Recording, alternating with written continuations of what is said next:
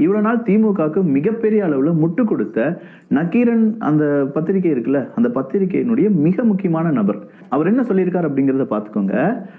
மணல் கரிகாலன் என்பவர் அமைச்சர் துரைமுருகன் அவர்களுடைய மகன் கதிரானந்த் அவர்களுக்கு லண்டனில் 60 ஏக்கர் பரப்பளவில் உள்ள ஒரு ஹோட்டலை வாங்கியுள்ளார். யாருக்கு? துரைமுருகன் அவர்களுடைய மகன் கதிரானந்த் அவர்களுக்கு ஒரு ஹோட்டல் 60 ஏக்கர். நம்ம ஊர்ல இல்லப்பா, லண்டன்ல. ஒரு ஏக்கர் நிலத்தின் விலை 4 கோடி யூரோ, அதாவது 350 கோடி. அப்படி என்றால் அந்த ஹோட்டலின் மொத்த விலை இந்திய மதிப்பில் 21,000 கோடி. 21,000 கோடி ரூபாய்க்கு, 1 இல்ல 2 இல்ல 21,000 கோடி ரூபாய். 21,000 கோடி ரூபாய்க்கு யார் ஹோட்டலை வாங்கியிருக்காங்களா?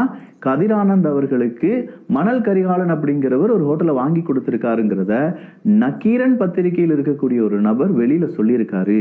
திமுகவினுடைய அனுதாபி, திமுகவினுடைய முக்கியமான நபர், திமுகவுக்கு அவ்வளவு முட்டு கொடுக்கக்கூடிய ஒரு நபரே இப்படி ஒரு உண்மையை வந்து பேசும்போது அது கண்டிப்பா உண்மை இல்லாமல் இருக்காது. அப்ப அவருடைய மனசாட்சி உறுத்தி இந்த செய்தியாவது வெளியில சொல்லிடலாம் அப்படின்னு சொல்லியிருக்காரு.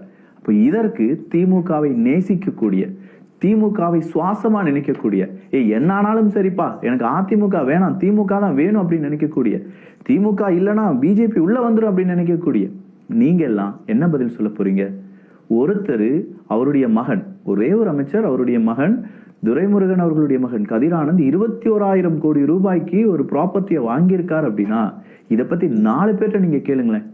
நம்ம ஊர்ல திமுக காரங்க யாராவது இருந்தா, எப்பா கதிரானந்த் தெரியுமாப்பா, 21,000 கோடியாம்பா, உண்மையாப்பா அப்படின்னு சொல்லி கேளுங்களேன். ஒருவேளை இது உண்மை இல்லாம மிஸ்இன்ஃபர்மேஷனா இருந்தது